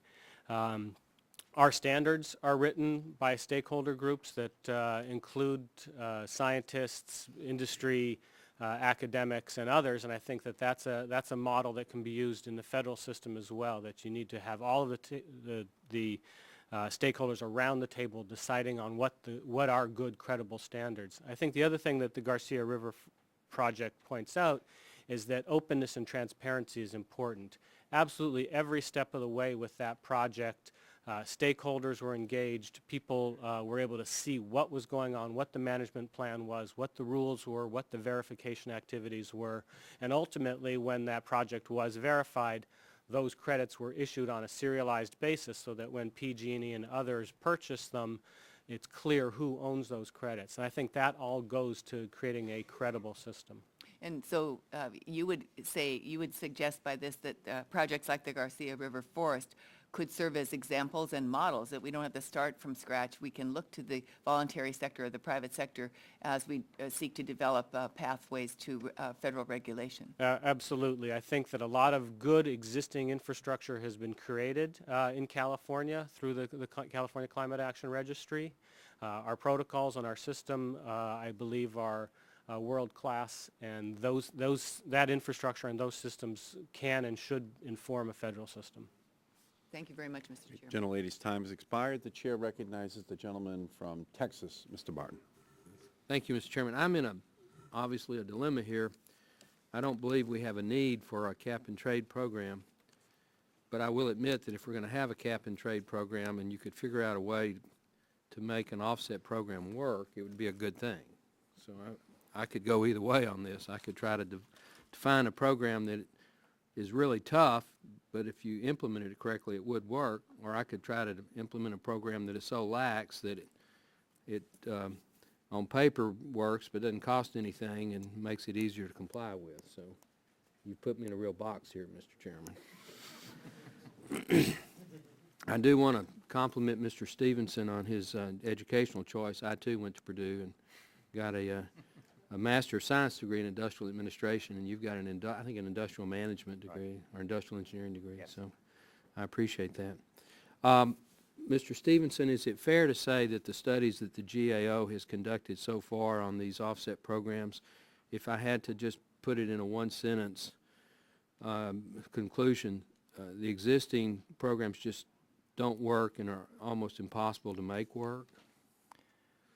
That's been the case with the CDM. It is a pilot program. They are addressing problems. They're trying to get it right the next time. But the problems of trying to determine what someone's going to do in the future is different than it's doing today. It's just an insurmountable barrier, quite frankly. And the bureaucracy to verify that, in fact, that's happening would be pretty large. Mr. Ambassador Eisenstadt, first of all, thank you for testifying. It's really good to have somebody with your expertise and credibility before the panel. As I understand your testimony, again, I try to simplify things so that if I can understand it, hopefully other people can too, because I'm a pretty good case since I'm probably below average in ability to understand these things. If we keep a you wouldn't have gotten into this program at Purdue if that was the case. So this that's what I was going to say. They always. The problem is he's very humble, but he's proud of his humility. Maybe they had it. You know, they may have had a Texas set aside. No, you got no. I'm not. You know, you never know. If you prevent a forest from being cut down, you get the benefit of keeping the sink, which sequesters CO2, plus the benefit of not the deforestation releasing CO or greenhouse gases. Is that correct? You get a double benefit? You get a double benefit. Okay. And I do. It absorbs carbon, and if you cut it, it releases carbon. Now, I am told that the whole issue of deforestation project is extremely complicated to verify. So my question to you would be, under international law, would it be possible for multinational corporations, consortiums, or sovereign nations to purchase forest to prevent the deforestation of that forest and also keep the carbon sink in place? Would that be possible? So first of all, in terms of your own humility, I've had the privilege of testifying before you many times. You're not one of the cases of Lake Wobegon where all the children are above average, I can assure you that. The GAO study, first of all, dealt only with voluntary markets and with a highly flawed CDM process. With respect to the international markets that you're talking about, if you have a combination of highly sophisticated satellite telemetry plus on-the-ground monitoring, you have a high degree of verification that countries will not be cheating, and if they do, you set up a mechanism in which you hold back say 20 or 25% of the credits. You bank them in effect.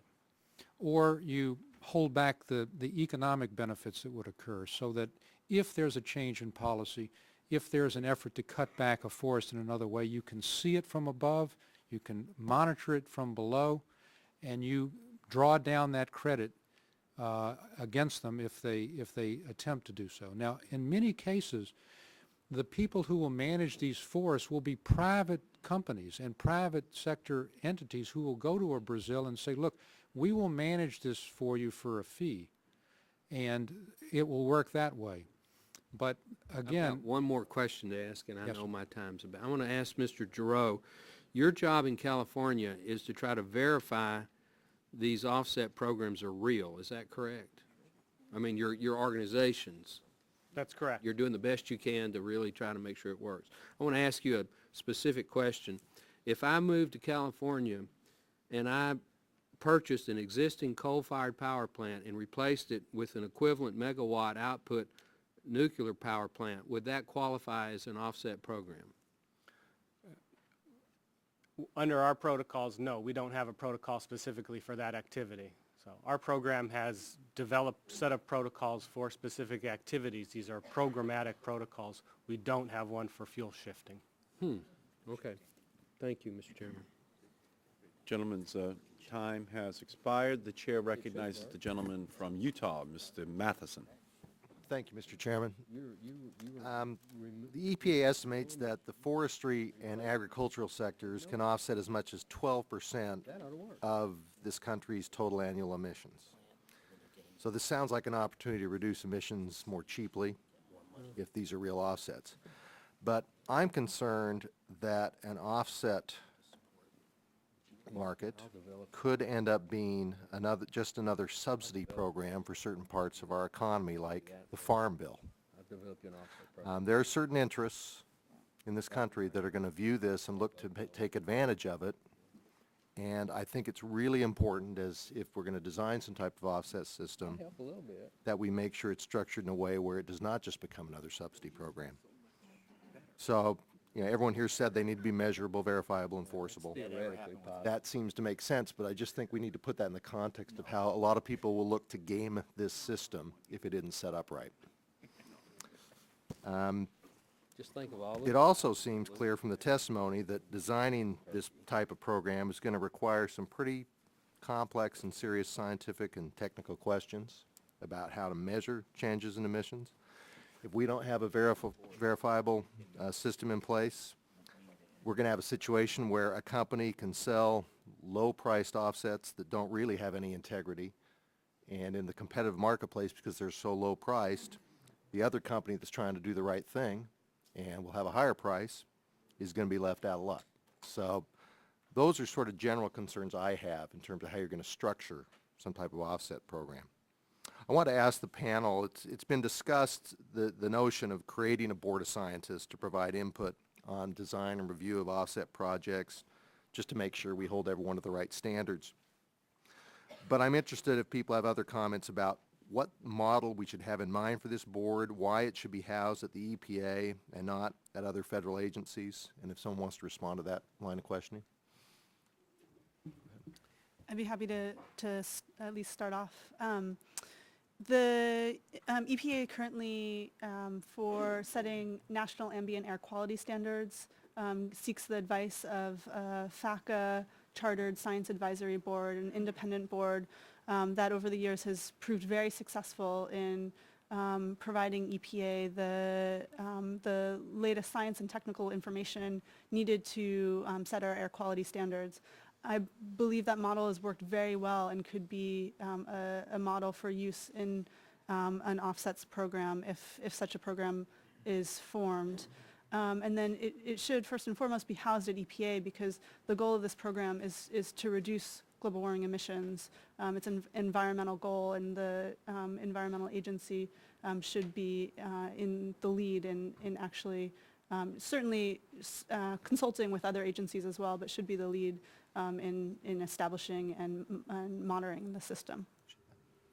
I would just double that. EPA is responsible for the Clean Air Act. It already has a Clean Air Advisory Committee that does things like this. So it makes sense that that would be the place to start. Okay. Seems to me, oh, go ahead. Yeah. Good. So I agree that it needs to be with the EPA, but to the extent you're right, some of these issues are very technical, and it requires specific knowledge in very diverse areas, from forestry to agricultural methane, etc. So to the extent that you can engage with the private sector to get a lot of that expertise, I think is a win for both sides. The advisory boards are made up of many private sector participants and academic participants as well. Does that model that we've done in terms of the Clean Air Advisory Committee, I mean, does it set up in a way that I think this should be set up, where in addition to taking scientific opinions and we also ought to have on-the-ground experience and actually be out in the field measuring to make sure this is working? Is that type of model going to accomplish those goals I just mentioned, of that on-the-ground focus as well? Yeah, I can take a shot at that one. I think that you need both, or actually all of those activities. So one, you need strong standards, as you've said, that are written by a group of stakeholders to bring them credibility. But then those standards, when they're implemented, do need to be verified on the ground in each project. Right. And that's where you go out and you measure, you look at metering equipment. If it's a forest, you actually do plot samples and measure trees. You make sure that the project is in fact performing in accordance with the standards, and only then do you issue any credits. They're always on an ex post basis, that is activity reductions that have actually occurred in the previous year, not on a future basis. So you know for certain that those are real emission reductions. Okay, so we set the standards, and then we go on the ground to verify it. And then my next question is, once we've set the standards and we're verifying what's going on, then we learn from experience. How does that board then, how can it be structured so it's going to maybe add to the list of acceptable offsets or remove items from the list that don't work? Is there a way to structure the board to make sure it has that type of flexibility? I think that's absolutely vital. In fact, that's part of the program that we've developed. None of our standards or protocols are static documents. They're all dynamic documents that learn from experience and from the state of science as science progresses. So you do need to regularly review and update the protocols themselves. I think that without that, you've got a program that is stuck in the mud, essentially. Right. Let me just say that the board is sort of a test of reasonableness, but it's not the implementer. You still are going to need an army of estimators and verifiers and monitors to make sure that any offsets would remain viable and in place for many years. Right. I think the last point on that is that additionality itself changes over time. So something that is additional today, that is surplus today, when you're looking at standards 2 years from now or 3 years from now when you do an assessment, if that activity has become commonplace, that is no longer additional, and you're right, there is a process for removing that from the list. How do we make sure under this structure, how do we, on a going forward basis, how do you make sure you prevent the marketing of questionable offsets in the market as we go on over time? I mean, there are going to be vendors all over the place trying to say, and have I got a deal for you? So how do we ensure that we don't, how do we screen out those questionable offsets? The model that we think about, and we use this analogy a lot, is either an organic seal of approval. So there's some federal standard that says here is an offset that has an organic seal of approval, or a UL listing. This is a certified offset credit that has met some standards set forth by the U.S. government. Any other credits that are sold out there are sold without that seal, and it's buyer beware. Thanks, Mr. Chairman. Great. Gentleman's time has expired. The chair recognizes the gentleman from Illinois, Mr. Shimkus. Thank you, Mr. Chairman. Last year we had a hearing called The Cost of Inaction, and I asked the panel, is there a cost of increased energy in a climate change bill? And I'd ask you a yes or no answer. Will this increase energy cost? Dr. Warr, why don't we go first and just go down the panel? I think the honest answer is yes. Thank you. It's likely. Ambassador? Yes, but very Thank minimally, you. Excuse me. No, thank you, to Mr. Martin. McKenzie. Mr. Martin? With all due respect, it's not a yes and no question. But quickly. Yes, the offsets are there to contain the cost. Thank you. Because we're putting a price to carbon is what we're doing, and if the major 50% of electricity today is as a carbon, you're going to add more cost. So, I mean, I think the answer is pretty clear. Ms. Figure? It absolutely depends on how you structure the program. If you invest heavily in energy efficiency, you can actually... Well, just to the basic question, will energy costs go up? It depends how you structure the program. So you can't give us a yes or no? It really depends on the... Okay. Mr. Garrow? It's not my area of expertise, so I really can't comment. Okay, has energy costs gone up in, California being one of the highest energy cost states in the nation, is energy costs up in California? We don't have a cap and trade program in place today, so... No, just, Mr. Stevenson? It's impossible to give you a yes or no, And but... you shouldn't really, as a GAO, Thanks. Let me refer, Mr. Chairman, if I can add to the record an editorial from the Detroit News from yesterday. Cap and trade plan will sink Michigan. President Obama's proposed cap and trade system on greenhouse gas emissions is a giant economic dagger aimed at the nation's heartland, particularly Michigan. It is a multi-billion-dollar tax hike on everything that Michigan does, including making things, driving cars, and burning coal. So if I could submit that for the record, I would like to do that. Will be included in the record without objection. If we're going to monetize the cost of carbon, and we have all these problems with the CDM and these voluntary systems, why not a carbon tax? Mr. Martin. I'll take a stab at that one. So the difference between a carbon tax and a cap and trade program is a cap and trade program gives you environmental certainty. It tells you what your emissions are going to be over time. With a carbon tax, you have certainty over the price, but you don't know what result. So you don't trust the government that's collecting the tax to use the money to mitigate the climate issues. That's really the debate. It's not so much that, you just don't know how much effect No, that I price think will have. it is. Let's propose this. We have a presidential budget that has $646 billion in it for in essence this cap and trade program. Would it be intellectually dishonest if not every single dollar of that tax would go to mitigate the effects of climate? Mr. Wara? We have great experience in this committee about us passing on taxes and not using the money for what its intended purposes, i.e. the nuclear waste fund is a perfect example. If we are in a position of raising taxes on the American people, using that to help mitigate the carbon emissions in the atmosphere, and not using that money to do that, would you not say that that's being dishonest to the citizens of this country? Well, I think the important thing to recognize is that a carbon tax, the point of a carbon tax is to, in some sense, raise the cost of emitting greenhouse gases, and Correct. that is accomplishing its objective. What you do with the money, whether you rebate it to consumers or to citizens or use it on other initiatives, is a question of how you want to distribute the cost of the program across society. The same thing is true of a cap and trade, however.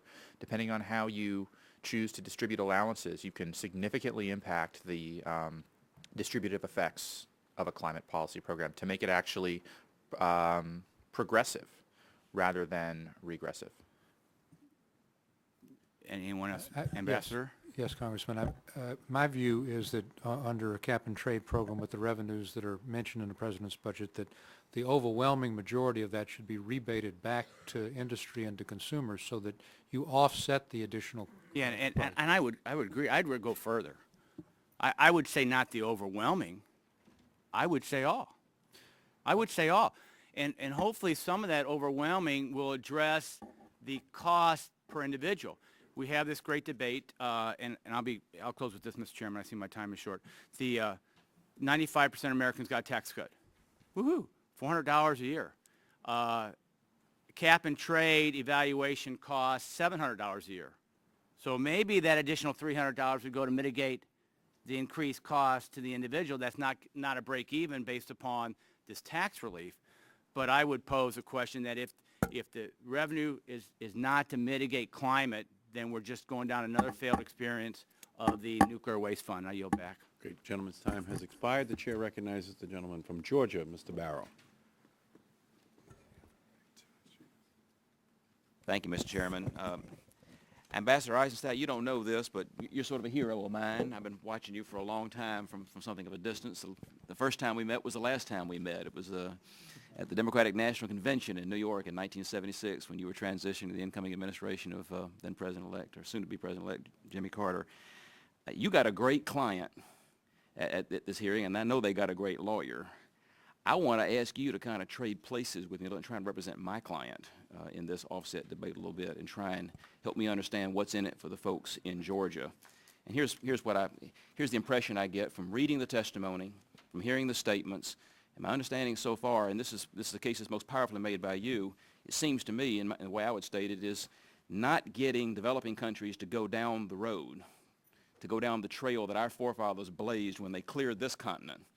It gives us a whole lot more bang for our offset buck, does a whole lot more good, easiest to do, and you know, easiest to monitor, easiest to verify, easiest to measure, easiest to avoid leakage. All of these things seem to point in the direction of your client, the goal, the interest that you serve, playing a very large role in this.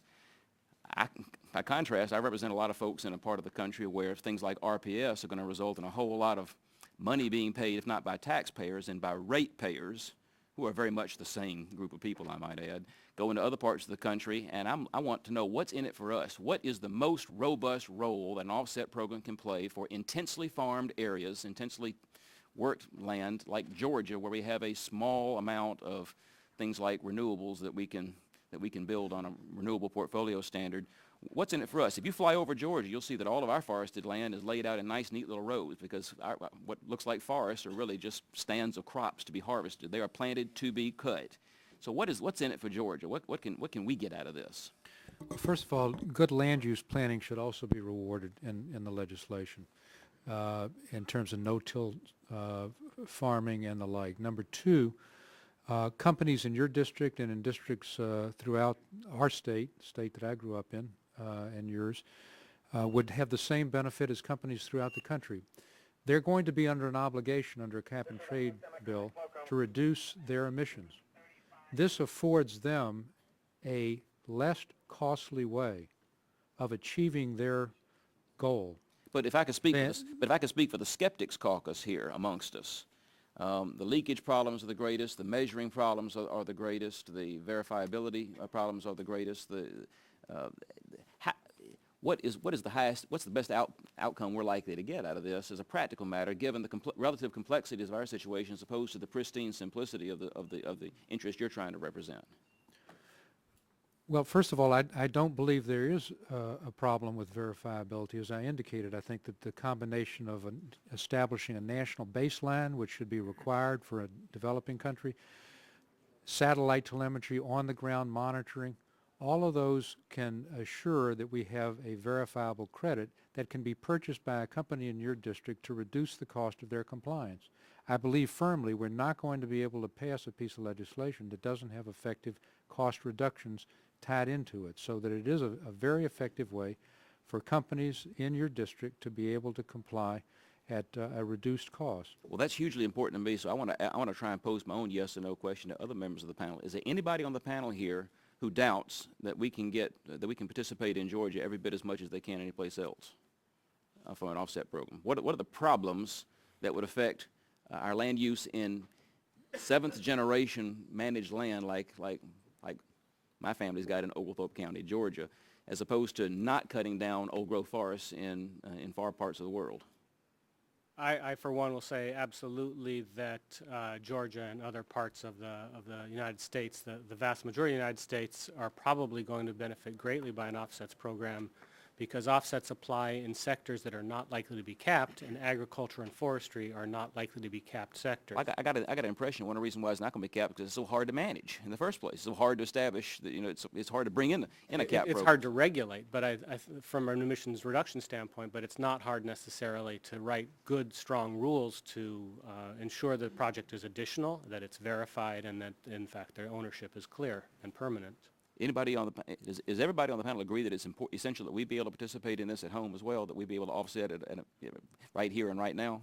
I would say not through an offset program, but you can achieve the conservation goals that you're discussing by creating a fund for domestically to sequester, to improve the sequestration of carbon in plants and soils.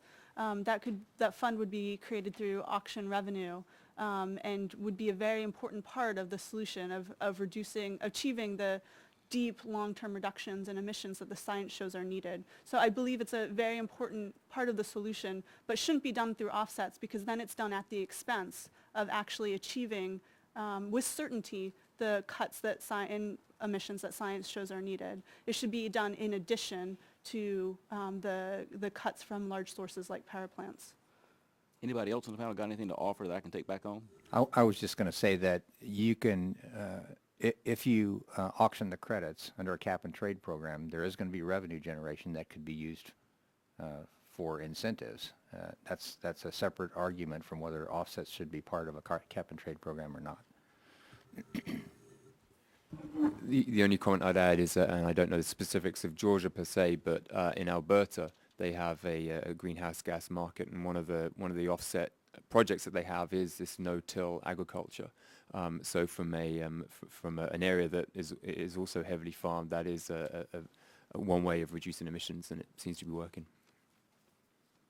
Thank you. Mr. Chairman, you're back. The gentleman's time has expired.